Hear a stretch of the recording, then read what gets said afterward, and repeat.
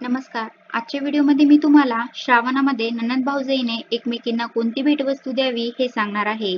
पण त्याआधी तुम्ही चॅनलवरती नवीन असाल तर चॅनलला लाईक करा आणि सबस्क्राईब देखील करा. कमेंटमध्ये श्री स्वामी समर्थ किंवा हर हर महादेव लिहायला विसरू नका. श्रावण महिना चालू आहे आणि श्रावण म्हटलं की महिलांसाठी अत्यंत महत्त्वाचा महिना. कारण का तर हा महिना पवित्र असतो. भगवान शिवजींचा सेवा करण्याचा महिना असतोच, पण त्याचबरोबर सुवासिनींसाठी अत्यंत महत्त्वाच्या गोष्टी असतात.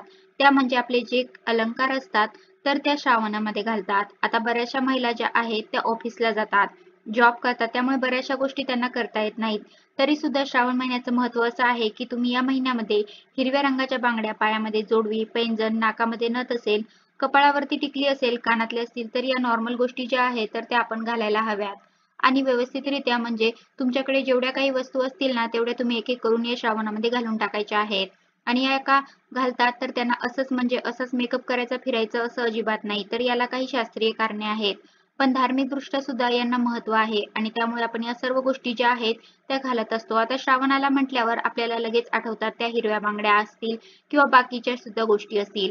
आपलं कुंकू असेल किंवा लिपस्टिक असेल, सिंदूर असेल, या सर्वच गोष्टी आपल्याकडे असायला हव्यात आणि स्त्रीने तिचे अलंकार घालायला हवेत. पण सध्या शक्य होत नाही तर हरकत नाही, पण किमान श्रावणामध्ये तरी आपण घालू शकतो. तर सर्वात महत्त्वाचा आजच्या व्हिडिओचा विषय असा आहे की श्रावणामध्ये आपण आपल्या नंदेला एक वस्तू गिफ्ट द्यायची आहे.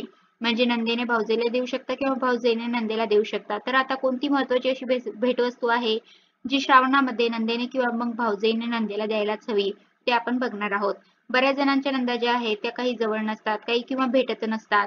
पण श्रावण महिना असा आहे की आपण श्रावण महिन्यामध्ये बघा रक्षाबंधन येते, नागपंचमी येते, भरपूर असे सण येतात की ज्यावेळी आपण माहेरी जात असतो किंवा नंदा त्यांच्या माहेरी येत असतात आणि त्यामुळे गाठीभेटी सुद्धा होत असतात.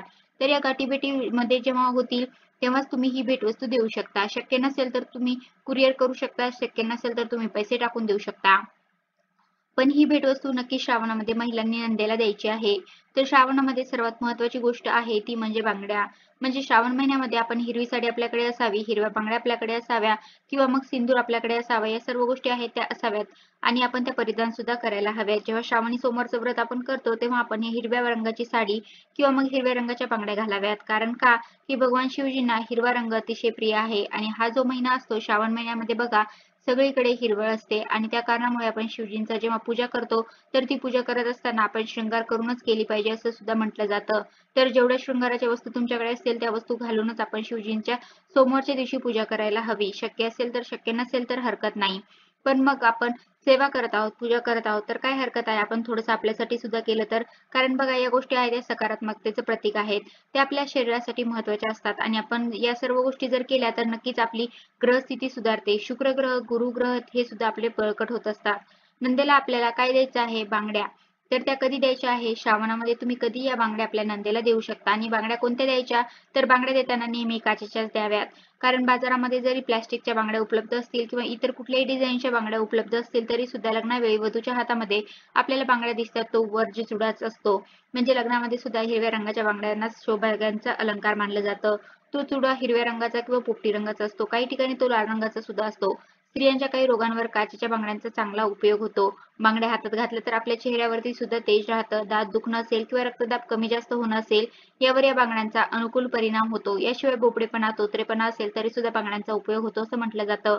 बांगड्या घातल्यामुळे स्त्रिया आकर्षक तर दिसतातच, त्याचबरोबर त्या सुसंस्कृत वाटतात आणि त्यांची सुंदरता सुद्धा त्याच्या पुढे वाढत असते. आणि या कारणामुळे आपलं रिलेशन चांगलं व्हावं म्हणजे भावजाईचं नातं चांगलं व्हावं त्यासाठी आपण या बांगड्या आहेत त्या आपल्या नंदेला श्रावण महिन्यामध्ये द्यायच्या असतात. आणि बघा बांगड्याचे सुद्धा काही नियम आहेत की बांगडी ही फक्त आपल्याला दिसायला बांगडी दिसत असली तरी सुद्धा ती इतकी महत्त्वाची आहे की ती कधी आपण कोणाला देऊ नये. देऊ नये म्हणजे कसं की आपण जी बांगडी घालत आहोत आपल्या स्वतःच्या हातामध्ये तर त्या बांगड्या पण आपण काढून कोणाला देऊ नये. तुम्ही जर तुमच्या नंदेला किंवा इतरही कोणत्या सुवासिनीला किंवा इतरही कोणाला आपल्या मैत्रिणीमध्ये सुद्धा बांगड्या देत असाल, एखादीला आपल्या बांगड्या आवडल्या तर आपल्या हातातल्या काढून देऊ नका. त्यांना नवीन तशाच प्रकारच्या बांगड्या आपण घेऊन देऊ शकतो किंवा मग आपल्याकडे अशा बांगड्या असतील की ज्या आपण वापरलेल्या नाहीत आणि त्या त्यांना पाहिजे आहेत तर त्या आपण देऊ शकतो. पण आपण आपल्या घातलेल्या बांगड्या तर त्यांना लगेच कुणाला देऊ नये कारण त्यामुळे त्या व्यक्तींच्या समस्या सुद्धा वाढत असतात. बांगडी हा असा अलंकार आहे ज्यामुळे स्त्रिया सुंदर तर दिसतातच, पण सध्याच्या काळामध्ये काय होतं की बऱ्याच वेळा आपण बघतो की महिलांमध्ये कमजोरी येते, शारीरिक शक्तीचा अभाव दिसून येतो, लवकर थकवा येतो, गंभीर आजार होत असल्याचंही समोर येतं. पूर्वीच्या काळातील महिलांना अशा समस्या नव्हत्या. पूर्वीच्या महिलांचा खानपान तसेच त्यांचे नियम आणि संयम त्यांच्या निरोगी जीवनासाठी खूप उपयुक्त ठरायचे. महिलांना शक्ती देण्याचं काम सोन्या-चांदीचे दागिने सुद्धा करतात. हातांची हाडे मजबूत करण्यासाठी सोन्या-चांदीच्या बांगड्या अत्यंत महत्त्वाच्या ठरतात. या बांगड्यांच्या घर्षणामुळे हातामध्ये सोन्या-चांदीचे गुण सामावले जातात. तर तुम्ही काचेच्या बांगड्या देऊ शकता. त्याचबरोबर बऱ्याच जणांना नवीन-नवीन डिझाईनच्या वेगवेगळ्या बांगड्या घालायच्या असतात. तर तसं वाटत असेल तर तसं द्या. पण हिरव्या काचेच्या बांगड्या ज्या आहेत त्या आपल्याला द्यायच्याच आहे. त्याच्यामध्ये तुम्ही वाटलं तर ह्या पण बांगड्या द्या. आणि डिझाईनच्या काही बांगड्या हव्या असतील तर त्या सुद्धा देऊ शकता. या धातूंचं किंवा काचेचं जेव्हा घर्षण शरीरावरती होतं तर महिलांचं दीर्घायुष्य वाढतं. त्याचबरोबर असं म्हटलं जातं की पतीचं दीर्घायुष्य सुद्धा वाढतं. तर या कारणामुळे आपण नंदेला बांगड्या घालायच्या असतात आणि नंदेने सुद्धा भाऊजेला म्हणजे तिच्या भावाचं आयुष्य वाढावं म्हणून नंदेने सुद्धा भाऊजेला श्रावण महिन्यामध्ये कधी बांगड्या भरायच्या असतात. बांगड्या भरण्याची प्रथा जी आहे ती तसं पाहिलं तर खूप पूर्वापार चालत आलेली आहे. म्हणजे अगदी घरामध्ये डिलिव्हरी झालेली असेल, घरामध्ये लग्न असेल, या कालावधीमध्ये सुद्धा बायकांना सुवासिनींना बोलून बांगड्या भरत असतो.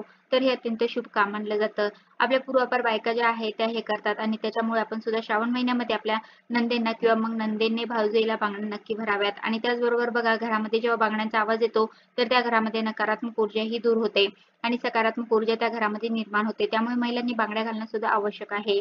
ज्या ठिकाणी बांगड्यांचा आवाज राहतो तर त्या ठिकाणी देवी देवतांची सुद्धा विशेष कृपा असते.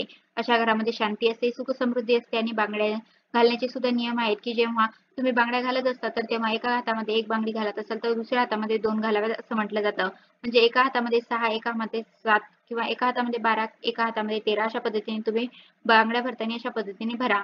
आणि हिरव्या रंगामध्ये सुद्धा वेगवेगळे रंग येतात म्हणजे थोडासा फिकट हिरवा येतो किंवा पोपटी येतो तर अशा रंगाच्या सुद्धा बांगड्या तुम्ही भरून देऊ शकता. असं काही नाही की तुम्ही त्याच बांगड्या म्हणजे एकदम हिरव्या असतात त्याच बांगड्या भराव्या. पण हिरवा रंग जो आहे तो असायला हवा आणि काचेच्या बांगड्या असायलाच हव्या. प्लास्टिक असेल, लोखंड असेल तर अशा प्रकारच्या बांगड्या कोणी कोणाला गिफ्ट म्हणून पण देऊ नये किंवा भरून सुद्धा देऊ नाही. तर अशा पद्धतीने श्रावण संपेपर्यंत आपण कधीही आपल्या नंदेला किंवा भाऊजाईला बांगड्या भराव्यात. कसा वाटला तुम्हाला माझा आजचा व्हिडिओ कमेंट करून नक्की सांगा. धन्यवाद.